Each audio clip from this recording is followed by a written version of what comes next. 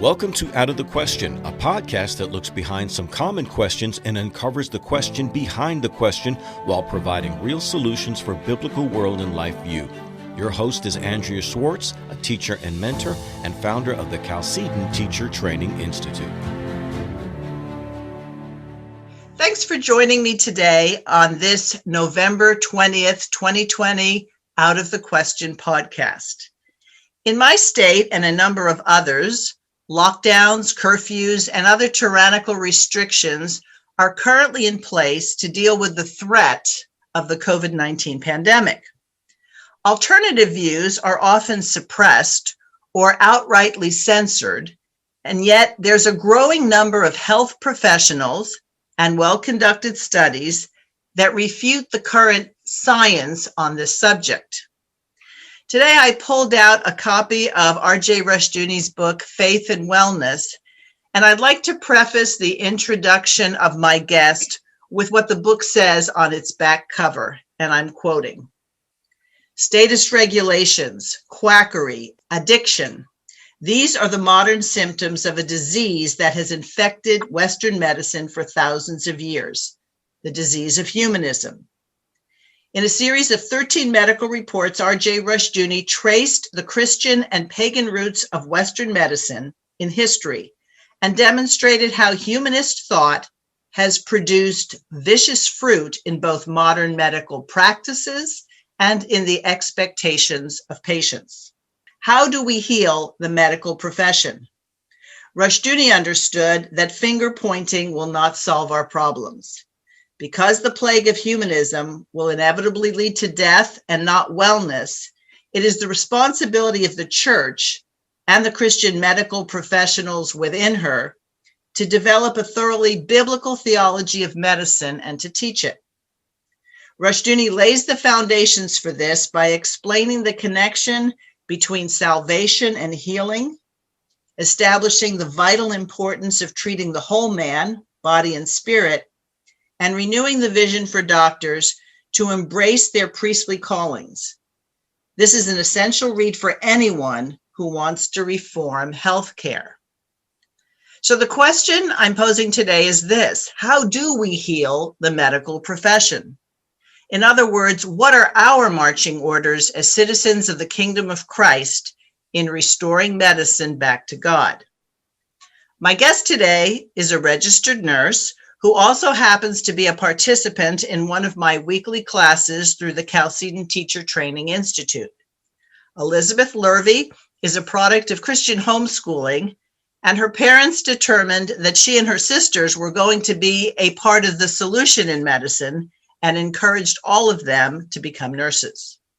When I first met her back in 2013, I did so when she attended one of our Law and Liberty conferences, and we've been in touch ever since.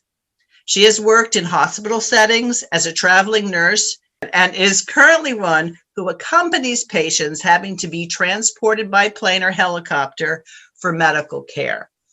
Thanks for joining me today, Elizabeth. Thank you very much for having me, Andrea. Now, to be clear, you don't purport to be an expert in epidemiology, but you are a continuing student of medical issues and the Word of God, and you're active in your profession. During our class a couple of weeks ago, you talked about a book that, when you described it, was intriguing to me. So I went about to order the book and discovered that you can't get it on Amazon because Amazon has banned it.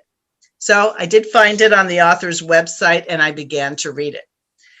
Now that I finished it, I thought it would be useful to our listeners to hear us discuss the book and to understand that all of the medical paradigms we have learned should not be considered necessarily settled science. So let's begin our discussion as we talk about the general thesis of Thomas Cowan, MD's book, The Contagion Myth. Thomas Cowan first starts off basically with the ideas behind Louis Pasteur and Robert Koch and how disease is proven and how the germ theory is still a theory. So Robert Koch came up with 4 scientific postulates that must be met in order for it was initially a bacteria, because at the initial stages, viruses weren't even something that they considered yet. It was all bacteria. And so he added 2 more when it comes to viruses. But just for the sake of this, the 4 postulates to prove disease. Never have they been proven for any disease that any of us can think of. Okay, I'm going to interrupt you here for a second because yes. I read that and my jaw dropped. He included things like rabies. He included things like the disease that was people got if there was contamination in milk, which led to the whole process of pasteurization. So explain Correct. to the listeners why it's significant that these postulates, the hypotheses that they were going to test, the fact that they never were confirmed, why that's significant. So the way I believe it's significant, and Thomas Cowan brings it out, in Koch's postulates, number 1 is the microorganism must be found in abundance in all organisms suffering from the disease, but not found in healthy organisms. That's the very first postulate, and everything falls down at that point, as well as the other points, but they can't even get past the first. Okay, so let's describe this. So I have a condition and 10 other people have a condition. We get tested and the same thing is seen in all of us.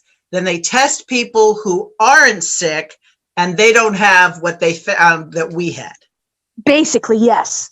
Yes. So let's do typhoid. So typhoid, you have to have the typhoid bacteria present in abundance in a blood culture. So all these sick people have a typhoid bacteria, and these people who have no symptoms do not have the typhoid bacteria. But if we all remember school, Typhoid Mary, she was basically sent to prison for the last 20 years of her life because she was an asymptomatic carrier of typhoid. She never showed symptoms of typhoid, but she had an abundance of typhoid bacteria in her bloodstream, and she never got sick. Go on to the next one now. I just want to make sure that that's clear for people so they understand where you're going. So then the second one is the microorganism must be isolated from a diseased organism and grown in a pure culture. That one has been done occasionally. So they're able to do number 2 occasionally. But according to Thomas Cowan, Sally Fallon footnote this book amazingly. Like, they have the research and the proof. So many times science, because it's become a god, fiat power, people act like what science says, like I can say it and therefore it's true. When we put science on that pedestal, they don't have to prove anything. So you can have all the people with this COVID and standing up there basically saying baseless, factless mandates or suggestions or whatever, and they don't have to prove any of it. Okay, so I think you're getting a little ahead of us. So I want you to go back to the postulates and say, okay, so the first one was... Okay, so the first one... I'm saying, let me just say, the first one you told us, we had to be able to see the difference in healthy and sick people. And then the second one was that you had to be able to isolate it in a culture. What was the next one? In a culture. The third is the cultured microorganism should cause disease when introduced into a healthy organism. So when they put the bacteria in a petri slide and they isolate it and purify it, then they directly introduce that purified bacteria into a healthy organism. That's number 3. Okay. Fourth step is that the microorganism must be re-isolated from the now diseased experimental host, which received the inoculation of the microorganisms and identified as identical to the original specific causative agent. Okay, so this sounds like the scientific method. You have an idea, this causes this, you test it, and you reliably get results. And so then you come up with a theory that will say, okay, this is what's causing these problems. Am I right on that? Exactly. That is correct. Okay. Now, the book talks about how number 3, the third one about putting it into a healthy host, has some issues with potential fraud that can, and in fact, according to the authors, did take place. So why don't you describe that? Yes, on numerous occasions. One of the first and biggest that he goes into is the Spanish flu of 1918. So they took 100 healthy individuals who had no flu symptoms, and first they took the secretions from the sick individuals and introduced it to the healthy people, rubbed it in their eyes and their nose, put it down into their lungs, so majorly tried to infect these people, and they all remained healthy. So then they took dirty blood or blood from the sick people. They didn't purify it, but directly injected it, blood from a sick person into a healthy person. Again, they couldn't make these 100 healthy people sick with the Spanish flu. And then when that didn't work, they put the 100 healthy people and made them live in very tight, confined quarters with sick people, and they couldn't make even one of them sick. So that was the Spanish flu experiment. And then one of the other interesting articles, research that he brings up is the 2003 SARS outbreak was caused by COVID, according to the science of that time. There are a few extra steps that are added onto Koch's postulates whenever they do a virus as opposed to a bacteria, but they still can't make it just even in the bacteria. But viruses cannot grow in a medium, in a lab, like the bacteria does. It has to grow in an alive creature. Okay, so let me stop you again, because I want you to, I'm sure a lot of people did biology class and they learned about germs and viruses, but when Louis Pasteur was doing his research and his experiments, they were just talking about germs and the germ theory. Viruses are much smaller, and really, I think the year is like 1940s, 1950s, where viruses started being studied and identified as things that are not alive in and of themselves, but attach themselves to a living cell and then start using the DNA and the RNA of the cell to reproduce in the host. Is that correct? Yes, correct. Okay, so that's the theory. That's what we all learned. And so when you say Koch's postulates added two other things, it's because the nature of the differences was described between germs and viruses. Now we needed an electron microscope in order to identify these things which couldn't really be seen. Correct. Okay. So when you say, so they conducted, how were their tests having to be different when you're testing with viruses to apply those first four postulates as opposed to with bacteria? So one of the differences is the virus can be cultivated in host cells, because a lot of times they can't, again, like with the Spanish flu, just because they give the host cells a virus doesn't mean they're able to replicate. So if you are trying to prove that coronavirus causes COVID, you would have to first you would have to isolate the disease viruses from the host. Then the virus would be cultivated in a recipient's cells, and that is generally where the viruses fail underneath Koch's postulate. Like, they can't even get that far to then go on with the others. But proof of filterability, the virus can be filtered from a medium that also contains bacteria, because viruses, like you said, are much, much smaller than bacteria. Number 4, the filtered virus will produce a comparable disease when the cultured virus is used to infect experimental animals. And the virus then number 5, the virus can be re-isolated from the infected experimental animal. And then number 6, a specific immune response to the virus can be detected. That last one is another one that fails almost every time. And we can get into that in just a bit. Okay, so now this is what kind of was shocking to me. And I don't want people to think, just because I read a book, that I suddenly now think that this person is 100% right. I read lots of books, and I sort of got that from Dr. Rushduni, because I would always look at his bookshelves and I'd say, you have some of the strangest books. And he didn't agree with all of them, but he read them in order to have a wide breadth of understanding.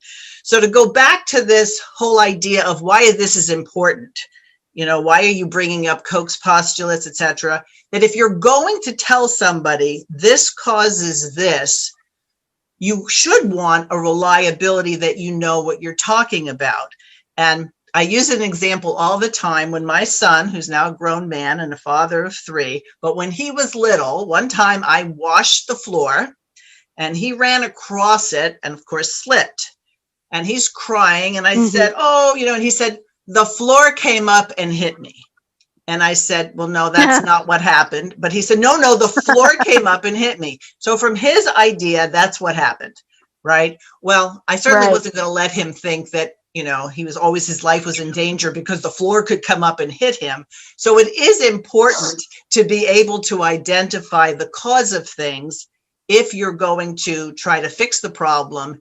And secondly, if you want to know whether or not certain actions are going to be effective or not. Right. So if Robert Koch's postulates, if they're going to say that they being medicine, science, if a disease is caused by a certain bacteria, then the treatment of that disease is an antibiotic or a vaccination to prevent the disease altogether. But if the disease or sickness is not being caused by what you think it's being caused by, is giving antibiotics and vaccinations doing any good? Now, let me interject here. There are people who right now might be tempted to turn us off and say, I've been sick and I've gotten antibiotics and I got better. And think of all the people who, like the women who used to die in childbirth without antibiotics. So they might be tempted to say, this is more than I'm willing to entertain. What's the answer to the fact that people have been told, and some of them have experienced, that they've gotten better as a result of, for example, a bacterial infection having an antibiotic? How does that fit into Dr. Cohen's perspective on maybe these things aren't causing the disease? Because we will get to what his thesis is. This is always a hot topic one. For a specific example is polio. Everybody always has a heated reaction when you say polio wasn't cured with the vaccine or polio's not caused by a virus. So I'm going to give this example. So polio is a neurotoxic, neurodegenerative situation. Before Salk came up with his vaccine, it had a lot of, and this is, there's quite a few different papers on this, but the criteria to get a polio vaccine was very broad. And so many things were put in there that wasn't polio. So you could have Guillain-Barré, multiple sclerosis, Lou Gehrig's, transverse myelitis, which is like an infection or an injury, inflammation on a specific level of your vertebrae. So it can be as high as your C vertebrae, which would make you paralyzed, all the way down to the lower lumbar, which might just give you some incontinence problems, so your transverse myelitis can happen on any of your vertebrae, which was a very good diagnosis for polio. I mean, that was pretty much what polio was a transverse myelitis.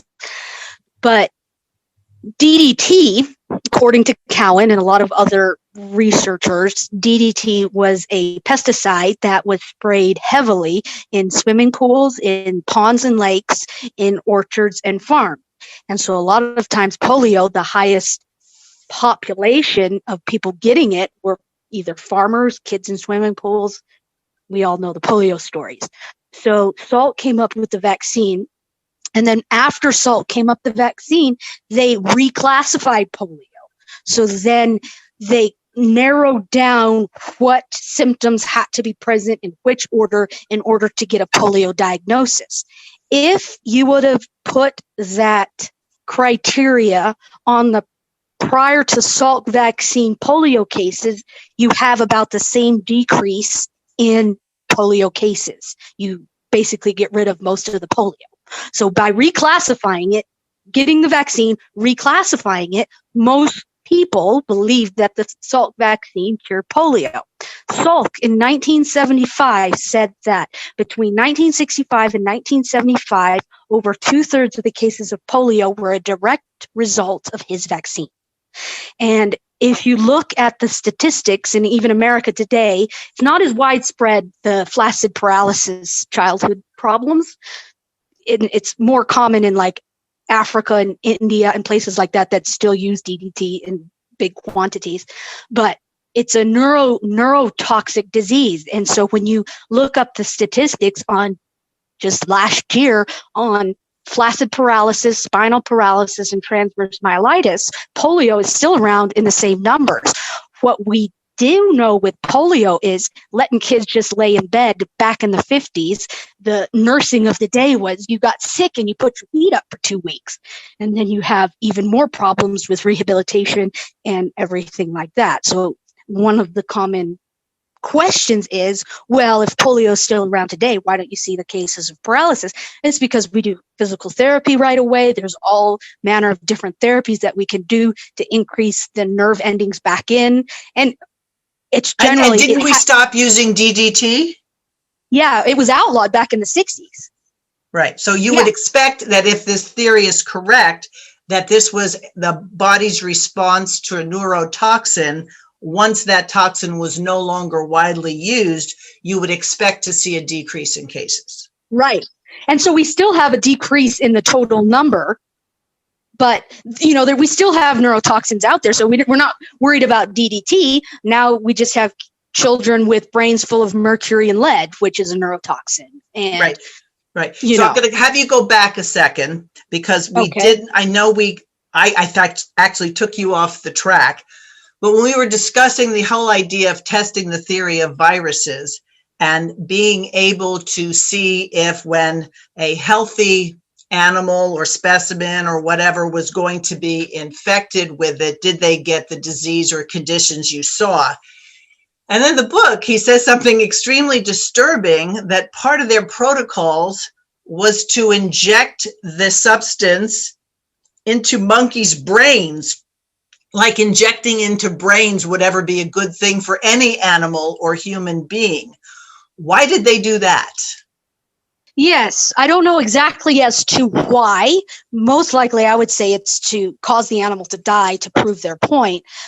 But that was one done they've done it multiple times, but the big recent one was the 2003 SARS was caused by a coronavirus.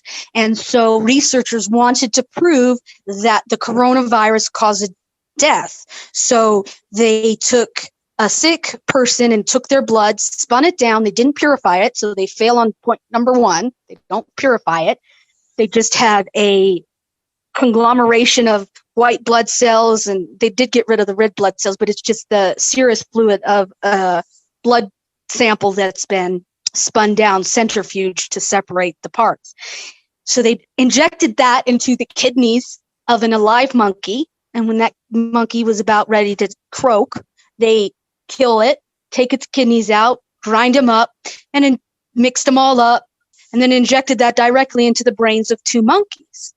Well, as we all learned in science back in elementary school, it's like you have to have controls. You have to have a group of monkeys that don't get anything put into their brain, a group of monkeys that get sterile water put into their brain, a group of, but to do 2 monkeys and inject their brains with the exact same gloopy mess of kidney milkshake and put about half a cup into their brains. One monkey died of they don't know what, the other one got pneumonia and died, and they're like, see, coronavirus caused SARS.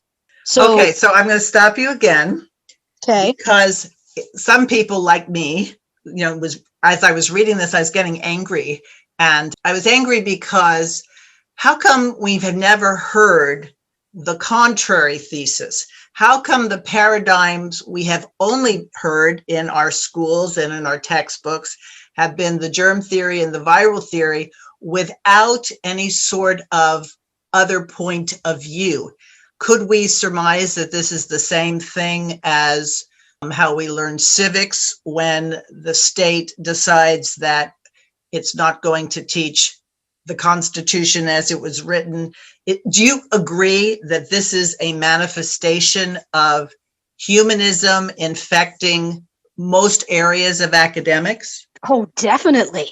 I mean, they've set medicine up as a god, and you can't question it. And when you say, okay, SARS coronavirus research team, this isn't real science. I want you to run an honest science experiment and give me 100 monkeys, each getting the different test. It's so controlled. The book also goes into the smallpox in England, and they stopped this program early 1900s, but it went from like the 1740s to early 1900s, where you were forced to vaccinate your children with cowpox, which they thought was a lesser form of the smallpox. And most of those people that they vaccinated, and this is how they vaccinate it, they scrape off pus from the cowpox, put it on your body, some area, shoulder, and then scrape it in and, mash in all this nasty pus from a cow. And most people died, great majority of them, especially the children that they did. But the laws on the books in England were you had to get these vaccinations or we'd take your property and we'd take your kids and vaccinate them anyway. So I think people think that it's a relatively new battle per se, but it's been going on. And in the early 1900s, England recognized the whole thing's going to come down if we keep forcing people to do this. I'm not saying this is what they thought, but it's almost like we're not going to be able to maintain control if we continue to vaccinate or force people to. So we're just going to stop. And they've restarted it again here. I'm not sure when they reintroduced mandatory vaccinations, but no, it's humanism in medicine. And if you even have a slightly differing opinion, the church, from my experience and other people that I know, for the most part, is almost in love with Western medicine. If you come out and, you want to do an alternative treatment for whatever, I mean, I've had pastors preach sermons against that, like, oh, we need to be careful about this. This is voodoo, witchcraft, and basically encouraging the congregation to go with Western medicine. And if anything's witchcraft, they've got witchcraft. Right. So let's go into why would people be so interested in pushing drugs and pushing vaccinations? Well, it wouldn't take too many people to say it's a very lucrative business. And if you're forcing everybody exactly. to have a vaccination, even if it was a penny a vaccination, which of course it's not, you'd make a lot of money. I think a really important factor of how we become humanist in our orientation is whatever happened to the fact that we're fearfully and wonderfully made, and God has given our bodies the ability to heal when we're sick. As a matter of fact, there are certain illnesses, like I got when I was a child, measles, mumps, chickenpox, German measles, that we all got. We got to stay home from school, which was always a lot of fun. We got to sit, and watch television or do whatever, right? But then our immune system, doing what God intended it for it to do, made us stronger and resilient, and we no longer had to worry about getting a particular disease. Well, the vaccination craze has made it so that they vaccinate against disease and even forget about the negative reactions that some people have. But what it did is you lost the workout of your immune system. So then you see the appearance of rheumatoid arthritis, fibromyalgia, things like that. And so people are less likely to be able to combat. And we see a lot of autoimmune diseases because our immune system didn't get worked out as children. Yes, they either didn't get worked out as children or not even the workout. It's the fact that everything is so toxic. Formaldehyde, lead, mercury, murdered baby cells in the hundreds of thousands. So you introduce that, and if you follow the vaccination schedule currently, by 5, a child will have 80 vaccinations. So you put all of that pollution and poison into a system and expect it to be healthy. So yes, the immune system didn't get worked out, but I didn't get vaccinated as a child. And I was a dumb college student, and I didn't think you could refuse. So I got not them all. I have MMR, so measles, mumps, rubella, and I had all of those as a kid. And Tdap and diphtheria, so diphtheria and tetanus, and hepatitis B. So I got, and it's multiples for each. So I probably got a total of 10. And I had all the diseases. My immune system was perfect. I was never sick. So I got the vaccinations, went downhill very rapidly from there because the pollutants in them poison the system. And when we get further on into Dr. Cowan's book, that's one of his theories. And he says that the disease is not what we think it is. Disease is the electromagnetic pollution and environmental toxins, so all the heavy metals, everything that is put in vaccines. So you put that into a healthy person, and even with a good immune system, it's very, very hard to combat that amount of pollution in the system. Right. So the subtitle of the book, which is entitled The Contagion Myth, is Why Viruses, including coronavirus, are not the cause of disease. So he's not denying disease. That is correct. What he is denying is that one person can catch disease from another. Right. Okay. If you're healthy and if your body is prepared to deal with the invasion, right, it's going to be resistant. Now, in his book, and you might want to go into this, he talks about the 4 things that contribute to someone being diseased. He actually starts the book with the historian's view and what they mapped out with pandemics. So this is very interesting. So the Chinese, 1500 BC, had documented multiple different types of comets and the causes that they bring. So with a comet, there's a change, a disruption in the electromagnetic frequencies, electricity of the Earth. So when they enter the atmosphere, they change. And back to all of our elementary or high school schooling, everything has a charge. Everything has a unique charge, a unique resonance frequency. And one of the experiments you can do to see this is you would have to have the frequency reader, but you put RNA and DNA material, so you can just put skin cells, minute amounts into a plain beaker of water. And then you put another beaker of water clear across the room if you want. And by morning, both beakers of water are resonating that they have RNA, DNA material. So Thomas Cowan on the cause of disease, like Andrea said, he's not denying that people aren't sick. He's denying what we have come to believe as the cause. So with the Chinese and the comets, and the Chinese at every comet, they documented pandemics with every comet. And when there were no comets, there was no pandemic. There was no mass sickness. And as the world became more technologically advanced in electricity and everything like that, with every new major advent of electricity and technology were new pandemics. So 1918 Spanish flu, the whole world had just been blanketed with radio waves.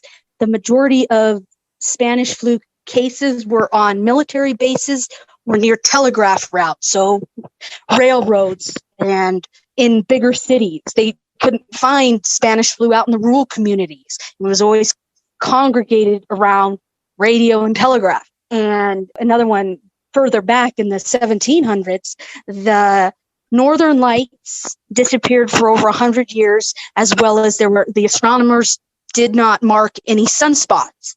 And it was a very cold time in the heavens with the stars and everything, with the Northern Light.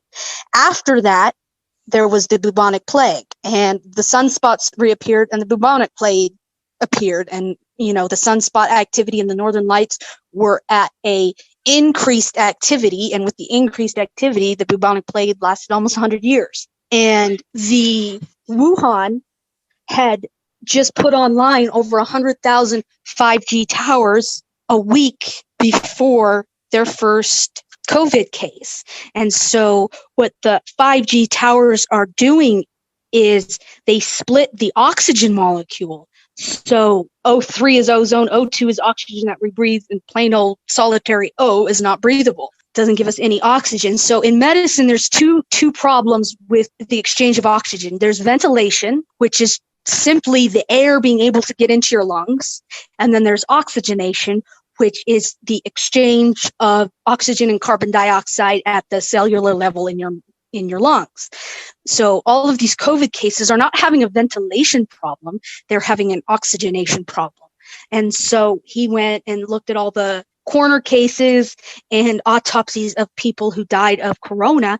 And what he's saying is the symptoms that these people have when they die, their death looks identical to radiation poisoning. Electromagnetic disturbances is number one. Number two is, I don't know if I'm having them in order, but the other theory he has is the heavy metal pollutants, glyphosate, DDT, whatever chemical compound that's poisonous to humans. That's a big cause of disease. And then he calls it dead water. So water is structured, and good water out of a spring has electrical charge. It has minerals. It has an organized structure. And the human body, they say, is 99% water. The water, though, does not exist as liquid water. When you cut yourself, water just doesn't pour out. What water is in your body is a gel. It's structured water. And so when water turns into ice, the molecules of water are stood next to each other like little soldiers. And with a gelled water, they're just slightly offset. So it's a very uniform pattern. Right. It's sort of like the way Jell-O looks. Right. And now that you said that, he says one of his interesting studies, he just brought it up briefly, but he footnotes the different papers if you want to go read it, but of syphilis, how if you had adequate collagen intake in your diet, you would not get syphilis.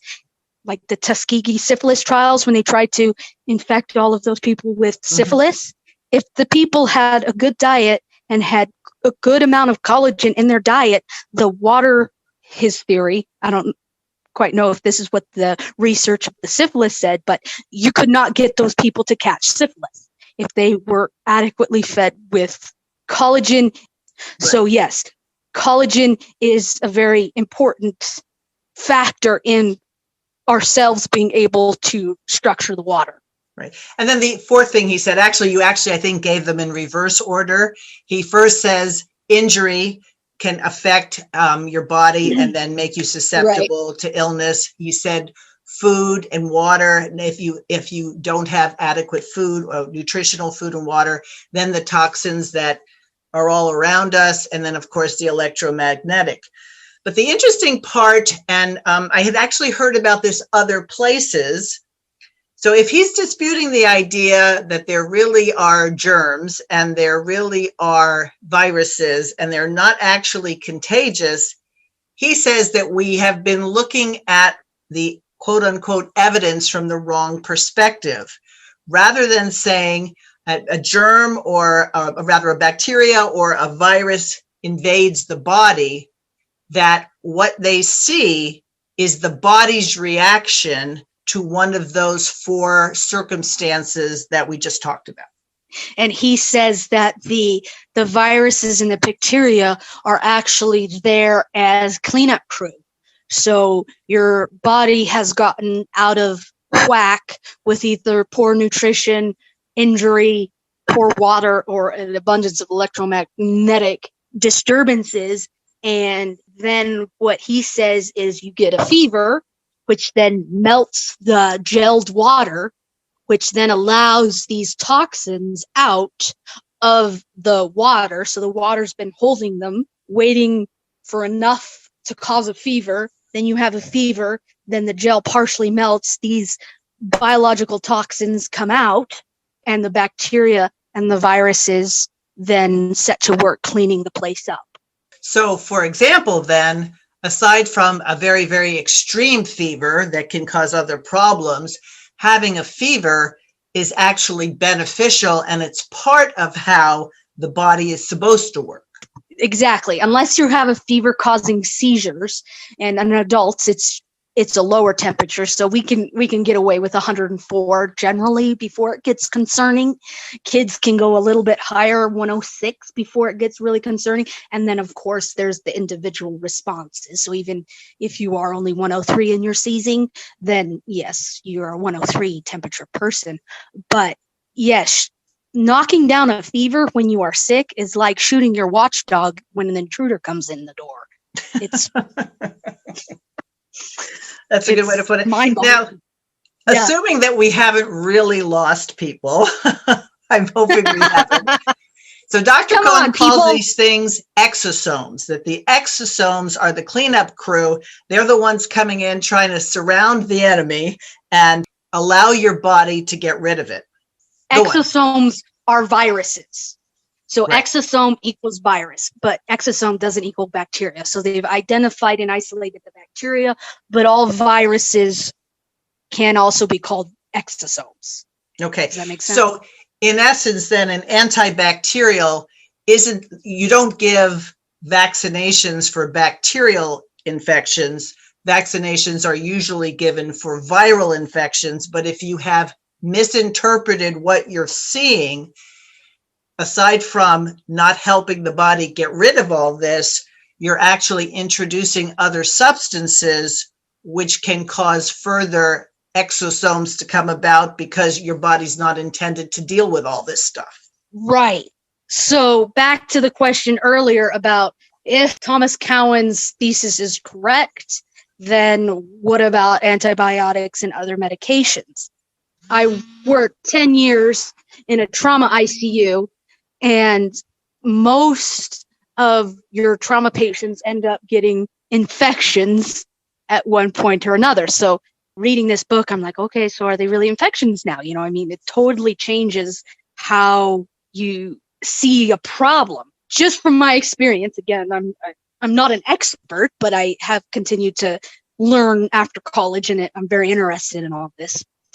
But just from my experience taking care of patients, you have a bacterial infection and they get all of these antibiotics. And I mean, it's a hard thing to say if the antibiotics helped or if time they were going to get better anyway, or was it all the good IV fluids we were doing, giving their body a chance to fight it? So that question is kind of hard to answer because there is very little studies done in that vein. So if the germ theory is correct, Louis Pasteur is accurate, then antibiotics, you need to give them. And in withholding them, you're going against your Hippocratic oath and the Bible and treating people how you should be treating them.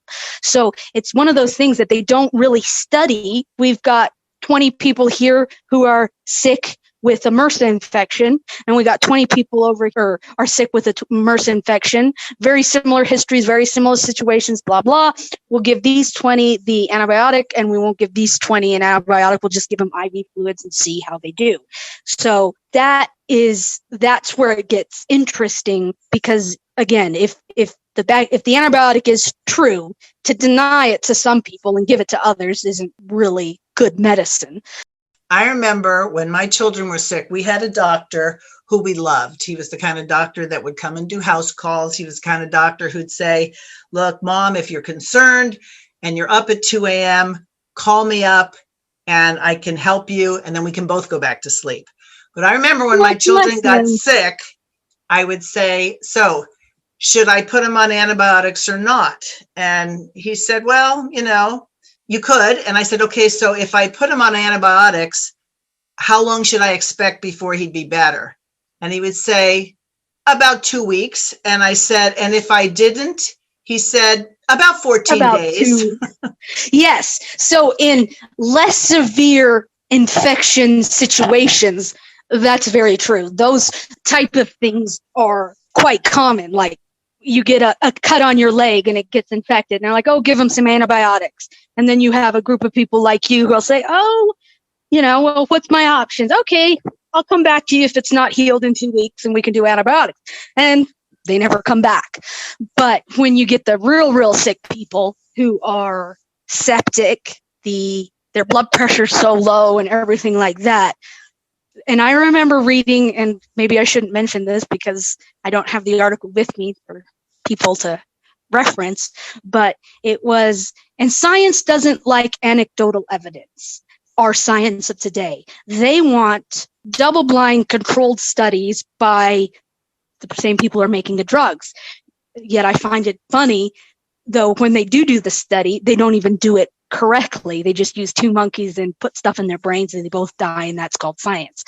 When you get all of the anecdotal evidence and how people report, antibiotics on the vast majority of people really do no good. They don't cure them any faster, and then you're stuck with a slew of side effects. Like one of the drug, vancomycin, it's a strong antibiotic and it's given for MRSA. But one of the side effects of vancomycin is exploding tendons. So you have people who get a round of vancomycin, then their shoulder blows, their Achilles tendon blows. I mean, like major tendon damage from vancomycin. It's still prescribed for little things if you wanted it. There's so many side effects rather than waiting out a little infection and seeing if you really do need antibiotics or if you think you do. Right. When you talk about side effects, I mean, anybody who reads the inserts in medications all the way through, aside from, having permanent eye strain, or like how many people read the agreements before you click on the software that you're going to do? Almost none. Oh, right. Oh, right. So they have all these, can cause this, could cause this. Sometimes the side effects mimic the thing you're trying to fix. How do you even know? Or the side effects is worse than what you have. And this gets back to my original point, that do we believe that God heals?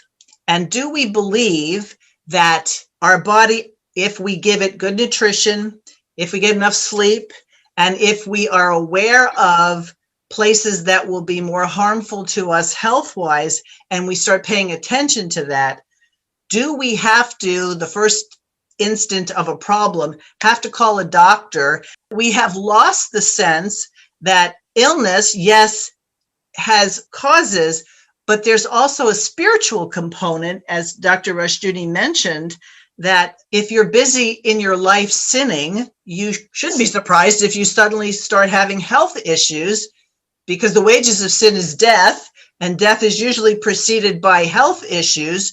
So it's not, we're all going to die. None of us are going to get out of here alive, but we can be healthier to the degree that we live according to God's word. And also with the sin nature of man and the personal sin that a person is committing, like their own sin. Then you have the society sin and what they promote and everything like that. And talking about the effects of sin, the effects of your sin, the effects of sin of people around you, you start seeing the vaccines. And you have vaccine. I just read an article today from LifeSite News about the top 4 drug manufacturers that Pfizer, Merck, and the other 2 are skipping my mind right now, but have in the last 10 years incurred felony federal charges for murder, for fraud, for many, many things, into the tune of $35 billion. And that's just on their non-vaccine drugs. That's on their blood pressure, their antibiotics, because the vaccines all are seen in a special court, the vaccine court. The $35 billion is just in the safe-ish type of drugs. So the vaccine manufacturers, Merck, said, and again, viruses really don't cause disease, then, but he claimed a couple of years ago, came out and said that we put cancer viruses into vaccines to cause cancer to create patients. Said that straight up, press conference. Yeah, and that's readily available information from a lot of different sources. That's not just from Dr. Cowan. Right. And so on to the vaccine. So the number one pusher of the Roe versus Wade was the vaccine industry, because they found if they grew their viruses in human tissue, it was better accepted and caused more problems in the recipient. So they wanted legal murdered babies to grow their vaccines in. So you've got vaccines with murdered babies. They conjugate a lot of viruses. So that means they split and splice the viruses in with other cells in order to get an improved immune response. But a lot of the vaccines are conjugated with Amazon rainforest frogs that change sex when there is a shortage of one of the sexes. And so then you put in the heavy mercury, your heavy metals, mercury and lead, and they renamed it thimerosal, but it's still mercury. Just because you rename it doesn't change what it is. And then we inject these into kids, and the hepatitis B vaccine was developed by Gates, and he trialed it in Africa. And he did it on 12 to 16-year-old children, and the neuro decline, the cognitive decline, the cases of Guillain-Barré or polio were so many that if America was to vaccinate our children at the same age for hepatitis B, probably bring down the whole industry. Like, people would just hopefully rise up and say, why are we going to do that? So to get around the hepatitis B, we give it to newborns because they don't do anything. So you're not going to really notice a cognitive decline, except for death. But or children who have ADD, ADHD, or all sorts of other things when they start going to school. Yes, you are right. Let me just take the conversation a little bit here, because I'm sure there's some people who go, I'm so tired of conspiracy theories. These are anecdotal pieces of information. So let me go back to the whole idea of anecdotal. Right. Lots of things in life are anecdotal. It means that I'm telling a story based on what happened. And based on what you're saying and Dr. Cohen is saying, a lot of the settled science based on really good scientific method didn't always involve honesty in the results. That when all is said and done, if these experiments had not been conducted honestly, and if there was an ulterior motive in terms of wanting to sell a product, we should at least be skeptical and do our own research. Because I started off by saying, how do we heal the medical profession? Well, I think we could start by saying people shouldn't rely on the party line. They should investigate. They should want to make a point of finding alternative views and paradigms and then comparing it. Because I know you're not saying it right now, and I'm not saying it. We're not making blanket statements that nobody should take antibiotics, and if you feel like you should have a vaccination, you're not free to take one. But it's the idea that for some people saying, I don't want to wear a mask, or I don't want to get a vaccination, or I don't want to do this, or I don't want to do that, isn't based on that they're trying to kill the world. It's that they've reasoned it out and they say, this doesn't make sense to me, and I don't believe I can faithfully do something that I think is wrong. Exactly. And to the point, medicine has become untouchable. To even question the veracity of any statements, you automatically get labeled a conspiracy theorist. The CIA came up with that term after Operation Mockingbird. The CIA said, we will know we've succeeded when everything the American public believes is a lie. And so then you had some people questioning the major news outlets in medicine. And then they come up with the term conspiracy theorist to take any credit away from us, because you're just one of those crackheads who sit with tinfoil on your head. Like you're saying, it's like, research it for yourself. If you think Andrew and I are crazy, read the book yourself. Read all of Cohen's proof texts. Yeah. and then come and say, oh, they're a bunch of conspiracy theorists drinking the bathwater. But especially among Christians, the fact that we give medicine godlike status that can't be questioned, we do what they say, just fall into line. Why are you just going to swallow the party line, hook, line, and sinker, and not even do any research on your own? And just to give people a reference point, there have been times in the past where there have been medical practices and theories that were proved wrong over time. Probably the one that people will be familiar with is that sailors who were out at sea for a very long period of time were coming down with a fatal disease called scurvy. But they thought it was some sort of germ. They thought it was an infection. What it was a vitamin C deficiency. And when these people got vitamin C, suddenly the quote unquote disease went away, as did the theories as to how people were getting it. So It's even worthwhile to study the history of medicine to see all those times where people were telling you something was beneficial and it turned out not to be. Exactly, yes. I mean, I remember in the 50s, television first came out in the 50s, and everybody on, all the characters and things were smoking cigarettes. And then they had doctors in commercials saying how good cigarette smoking was for you and all sorts of things. Well, yeah. Were they right? Exactly. I really appreciate Elizabeth. And as I said, neither you nor I purport to be experts, but we both found this book very interesting. And I thought people might want to know about it because they're not going to bump into it accidentally. But the book is called The Contagion Myth, Why Viruses, Including Coronavirus, Are Not the Cause of Disease. And then I highly recommend Dr. Rushdoony's Faith and Wellness. And the subtitle of that is Resisting the State Control of Healthcare by Restoring the Priestly Calling of Doctors.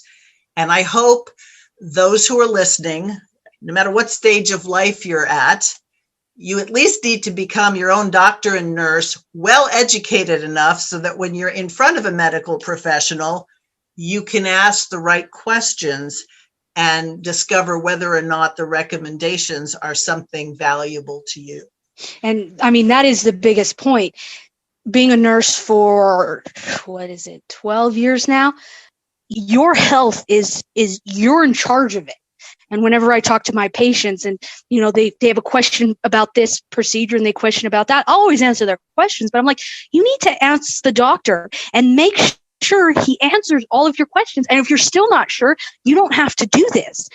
So many patients don't feel like they can talk to doctors and ask them and question and go against any of their recommendations. And they're doctors and they are practicing medicine. And so it's true. You need to be knowledgeable and know your stuff. Don't wait for things to happen and then you're, stuck at the mercy of everybody else and can't tell them what you want or what you think. My dad was a physician and he lived to be 98 years old. And he used to joke and say, we don't know everything. He says, why do you think they say that we're practicing medicine? Because none of us get it right. Right. And good doctors are humble like that and willing to help you if you're the patient. I mean, if a doctor comes in and says, oh, where'd you get that off of Google? Honestly, it's like, why am I even going to listen to what he says? He's already basically proving that what I think doesn't matter, I mean, right. You can get a lot of bad information off of Google, but people are smart enough to understand this themselves. And so to just float idly by through life and not take any interest in it, it's something that the church does need to be involved in. And the churches that I've gone to and, Christians that I've talked to, most people have a very, very, very false view of what actually goes on in hospitals. They think it's what they see on television. I always joke, everybody watches shows on television and says they want to be a doctor. Well, most of what you see the doctors do on television, the nurses do. So they really probably want to be a nurse. And so I say this because not unlike your parents, who decided that their girls were going to learn a profession to be able to be useful to themselves, their families, and society. But I hope that people don't discourage going into these fields. And yes, there's a lot of bad information there. There is a lot of humanism. But if you're grounded in the Word of God, not unlike Elizabeth and her sisters, you can make your way through it and be able to be part of the solution rather than just pointing the finger at the problem. So, Elizabeth, thank you very much. Thank you, Andrea, for having me. You're welcome. Thank you, listeners. If you have any comments or questions about this podcast, or you would like us to talk about a particular subject in the future, you can reach me at outofthequestionpodcast@gmail.com. Thanks for listening to Out of the Question. For more information on this and other topics, please visit chalcedon.edu.